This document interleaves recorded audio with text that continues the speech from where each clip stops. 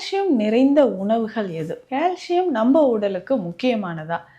இந்த கால்சியம் குறைபாட்டை நம்ம சரி செய்வது எப்படி?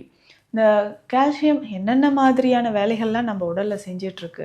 ஸோ இதுதான் நெறைய பேருக்கு இருக்கிற ஒரு டவுட்டு. கால்சியம் சப்ளிமெண்ட்ஸ் நெறைய பேர் சாப்பிட்றத நம்ம பார்த்துருப்போம். அந்த மாதிரி கால்சியம் சப்ளிமெண்ட்ஸ் வேண்டாம். சித்த மருத்துவத்தில நேச்சுரலா கால்சியம் சார்ந்த மருந்துகள் இருக்கு. ஸோ இயற்கையான முறைகள்ல மூலிகைகள் இருந்து எடுக்கக்கூடியது மருந்துகள் இருக்கு. இதை ஃபாலோ பண்ணும்போது குறிப்பிட்ட வயதில் நமக்கு நல்லாவே இம்ப்ரூவ்மெண்ட்டு தெரிய ஆரம்பிக்கும். ஸோ அப்படி இம்ப்ரூவ்மெண்ட் தெரிய ஆரம்பிக்குது அப்படின்னா என்னென்ன உணவுகள் நம்ம வந்து கரெக்டாக எடுத்துக்கலாம்? இது வந்து ரொம்ப இம்பார்ட்டண்ட் இல்லையா? சரி, அப்போ அந்த உணவுகள் நம்ம எடுத்துக்கும் பொழுது ஸோ இதெல்லாம் நம்ம ஃபாலோ பண்ணணும்னா என்னென்ன விஷயங்கள் அப்படின்னு நான் சொல்கிறேன்.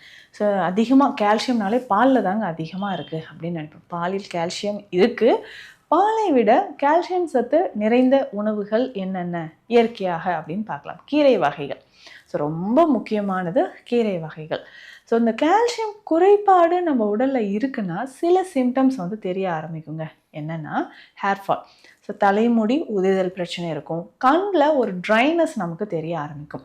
கண்களில் வந்து பார்த்தோம்னா ஒரு வறட்சி தன்மை நமக்கு தெரியும். டைஜஷன் நார்மலாக இருக்காது.